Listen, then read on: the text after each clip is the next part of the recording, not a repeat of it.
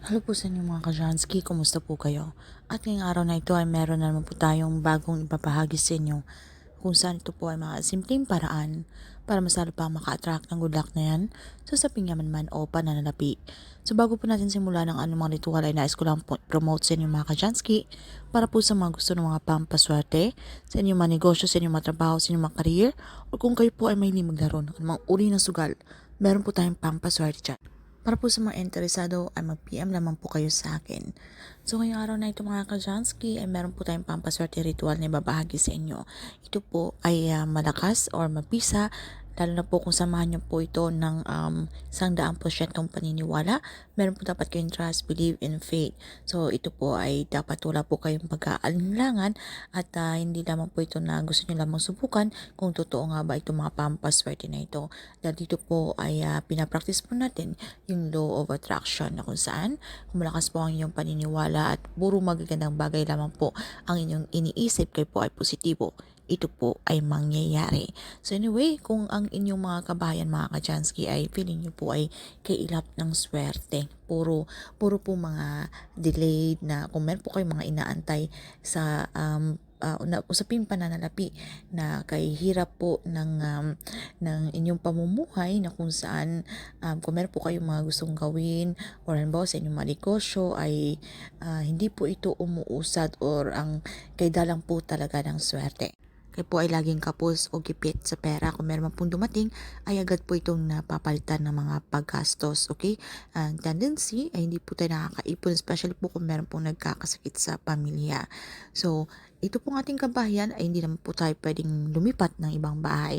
Dahil syempre, inyo po itong bahay at hindi naman po ganun kadali na tayo po ay maglipat, 'di ba? Especially po kung meron na pong sentimental value itong marami pong mga memories itong ating lugar na yan.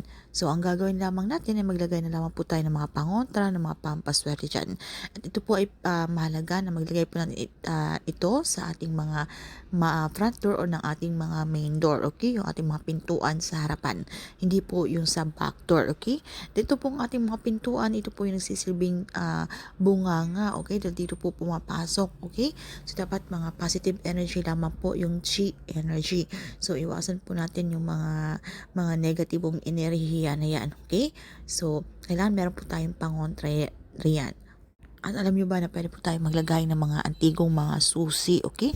Itong mga susi ng mga galing made of metal po, okay? Or itong mga lumang-lumang susi, kung meron po kayo niyan, ay pwede po natin gamitin pampaswerte mga ka-Jansky. Dahil alam nyo ba, nalingid po sa ating kalaman, ito po ay malakas mag-attract ng swerte, lalo na po sa usaping kaperahan, sa usaping pananalapi, kung lagi na lamang po kayong namomroblema, okay? So, para po makontra yung mga negative energy na yan. So, ang gagawin nyo lamang po dito sa ating mga susi, mga ka-Jansky, ay nyo lamang po itong talian ng pulang, meron po kayong mga panali, okay? Dahil yung kulay pula ay para mas lalo pang ma-activate ang energy nito. So, talian nyo lamang po ang inyong susi at pagkatapos mga ka-Jansky, inyo po itong dasalan, okay? So, kung kayo po ay Katoliko, isang ama namin at isang sumasampalataya ako. Pero kung hindi nyo po kabisado ang ritual na ito or kung iba po ang inyong relihiyon, pwede nyo pong gamitin ang inyong mga personal na dasal. Wala pong problema yan mga ka-Jansky. Basta lang importante dito ay tayo po ay sincere, tayo po ay taos puso kapag tayo po ay nagkikipag-communicate kay universe. At pagkatapos mga ka-Jansky ay sabitin nyo na po ang inyong mga intensyon, kung ano po ang inyong mga kahilingan, kung bakit nyo po ginagawa ang ritual na ito. At pagkatapos ay maging positibo, i-claim, i-affirm nyo na po sa inyong mga sarili ang mga swerteng darating na ito. Sabitin nyo po yung ating mantra, thank you universe, now I'm ready to receive the blessings. So gawin nyo po ang ritual na ito between 6 to 8 a.m. ng umaga, okay?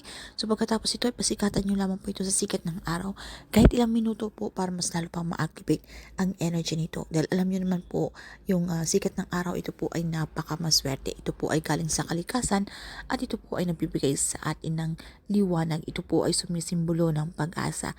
At pagkatapos, meron na po tayong pampaswerteng, napakasimpleng pampaswerte na kung saan ito po ay malakas mag-attract, lalo na po sa usaping pananalapi. So, ang gagawin niyo po, pwede niyo po itong isabit sa inyong mga main door or pwede niyo po itong ilagay sa ilalim po ng inyong mga door doormat, okay? Yung sa inyong mga doormat na yan, pwede nyo po yung ilagay sa ilalim, okay? Ito po yung magsisilbing mga pangontra sa mga negatibong enerhiya na yan, na kung saan ito po ay nagiging hadlang, okay? Sa ating mga gustong makamit sa ating buhay. So, tandaan pa rin po natin mga Kajansky na ito po ay sabayan po natin ng pagsusumikap, aksyon, pagpaplanong gagawin kung paano pa po tayo mas lalong umangat. Hindi po ito yung tipong uupo na lamang po tayo sa isang tabi at magiging tabat na lang po tayo at wala po tayong gagawin. So, kinakailangan na meron po tayong aksyon, okay?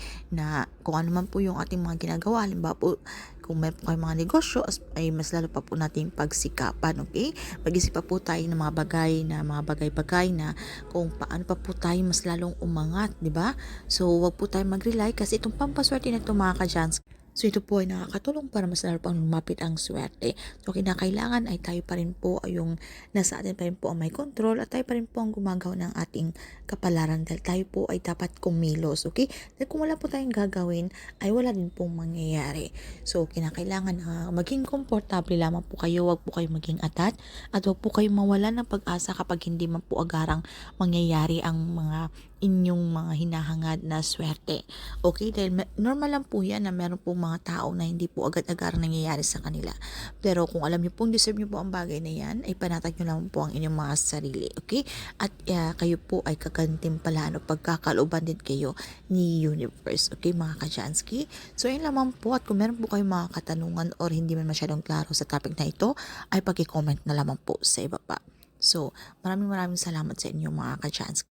At bago po tayo magpaalam ay nais ko lamang po kayong paalalahanan na mag-ingat po kayo dito sa ating mga comment section dahil marami pong mga kumakalat mga scammers mga Kajansky. So huwag po kayong basta-basta mag-link ng mga link na kanilang sinusulat dyan. Huwag nyo pong i-click yan dahil baka mahack po ang inyong mga account.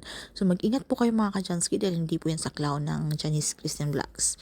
So yun lamang po at maraming salamat. See you again on our next one. Bye mga Kajansky.